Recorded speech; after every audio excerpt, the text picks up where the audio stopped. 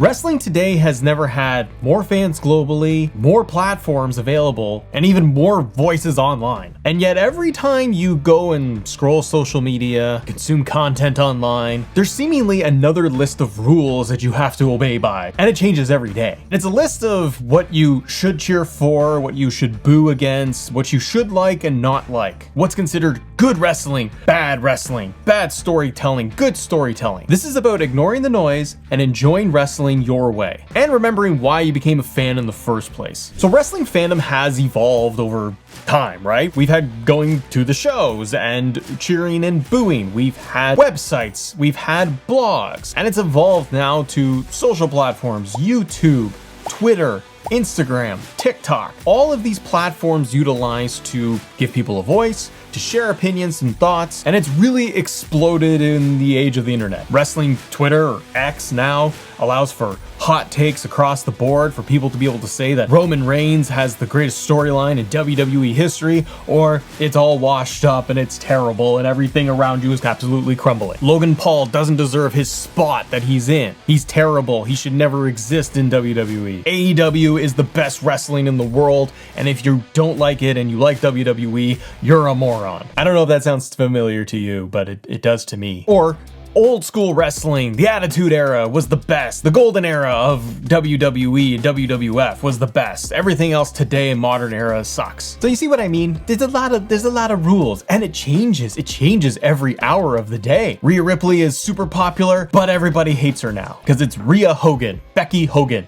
A lot of Hogan references now. It seems to be a thing. But what's cool about wrestling is that it's always been about variety. You can call it sports entertainment, you can call it a soap opera, but wrestling is a buffet, ladies and gentlemen. And it allows you to be able to enjoy pretty much any form of it across the board. With the 80s of Hulk Hogan versus the Ultimate Warrior, the technical styles of Bret Hart, looking at the cruiserweight division in the 90s in WCW, the rise of ECW, Sandman, Tommy Dreamer, RVD, the Attitude Era, where you had just a wide gambit of characters to be able to enjoy. Maybe you grew up in the 2000s and what you watched was WWE and you enjoyed the SmackDown 6. You grew up with John Cena and his feuds with Randy Orton and Edge. Or you're somebody that's newer to the product, newer to wrestling, and your favorite stuff is anything to do with AEW, Kenny Omega, the Young Bucks, Jon Moxley, Will Ospreay just putting on banger matches, Hangman Adam Page finishing his story in AEW. Personal favorite? Swerve. Or today in WWE, where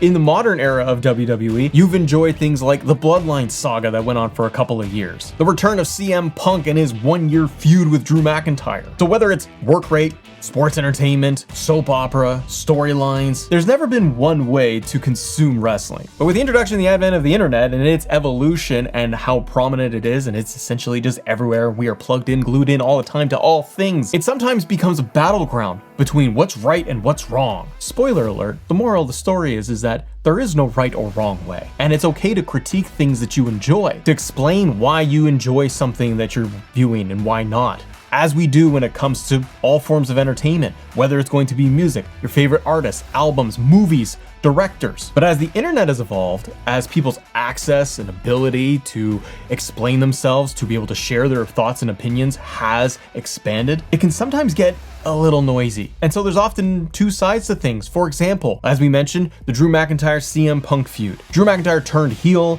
He went completely bitter, angry in the storyline. 2023, 2024 Drew McIntyre, people will argue that that was the best version of Drew that we've ever had. Some people say it was boring, it was slow and crap, and you had to drag old Phil through the entire storyline. Speaking of Phil, CM Punk is one of those big polarizing figures within wrestling. Some people were absolutely ecstatic that he came back to WWE. Someone that can move ratings, that can tell interesting stories. Others saw him clogging up the main event division. They label him as toxic, overrated, can't go anymore. Roman Reigns in the Bloodline. People call Roman just epic storytelling and cinema, while others will say his matches are slow and plotting and they don't deliver. Or we get nostalgia pops. We get John Cena coming back, Brock Lesnar, The Undertaker makes random appearances in like NXT, The Rock shows up, the final boss, creating huge epic moments on television and for the live audience, and some people will absolutely love it, and others will say that this is a waste of time,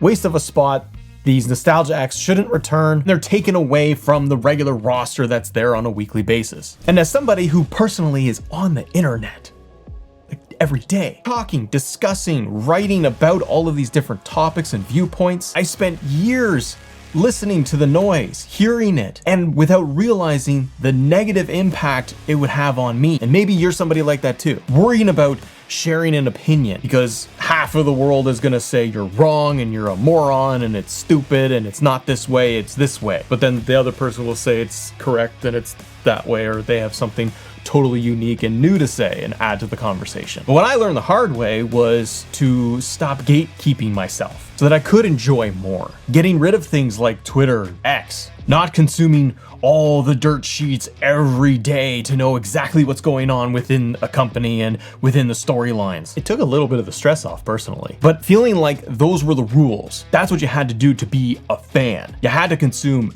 everything, every promotion, every organization, all the news sites, the dirt sheets, the everything, in order to be justified as a fan. And as a fan, and just for where I sit, you can do anything you want and consume as much as you want or as little as you want. You may want to be that hardcore fan that wants to just know every little detail. There is zero wrong with that. And there's also nothing wrong with being more casual, stepping in when the angles are hot, the storylines speak to you, and you enjoy what you want to enjoy. Because the point of it is that wrestling is supposed to make you feel something. A connection as part of the audience, being there live in the moment to share something, to enjoy what you would consider a banger of a match, a 5-star match, a weekly storyline that has you completely engaged, edge of your seat, wanting to see more and wanting to see what will happen next week. Or it will make you feel frustrated or angry that maybe things are not happening the way you want them to happen. Because saying, I like this story, I don't like this story, that is always okay. Focusing on improvements, things you wish you could see, but not attacking something. Because a lot of the times with all of the rules that are stipulated everywhere, I think sometimes we lose focus and lose sight of what is considered passion and what is considered negativity. Social media makes every live moment just a war of live tweeting, of memes, of engagement, instant reactions, instant posts. The problem with that can be, and it's not always the case, but it can force somebody to judge something instantaneously without letting it breathe a little bit, of just consuming, of just watching. And for me, I can see it both ways, where I really like the instantaneous knowing of what's going on because you feel part of the community, you feel like you're part of the conversation, you're engaged with it, and that can be a lot of fun. But I've also personally experienced the other side of it, where you're so connected, you have instant reactions to stuff, and I didn't feel like it was a very healthy thing. Needing to disconnect and pull away just ever so slightly to enjoy Dynamite, Raw, SmackDown, a PLE without everything else coming my way and flooding to influence my opinion, my takes, perspective. Because you might find that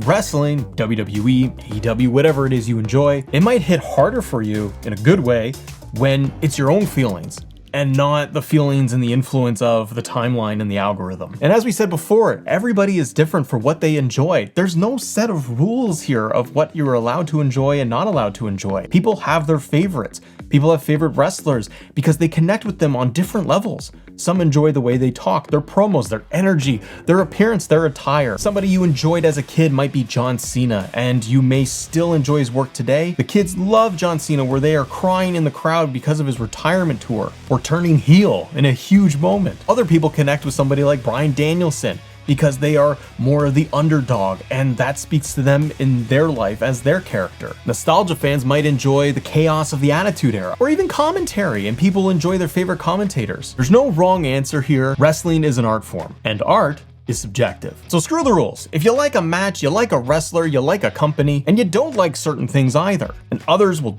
dunk on you and belittle you or talk down, it doesn't make you less of a fan. Wrestling's supposed to make you feel something, make you enjoy something, give you the Rock's goosebumps that he does so very much. Laughed, you got frustrated, you got angry, it did its job. So I leave it with you. What's something in wrestling, from AEW to WWE, that you enjoy but others tell you not to? The rules and enjoy what you want to enjoy.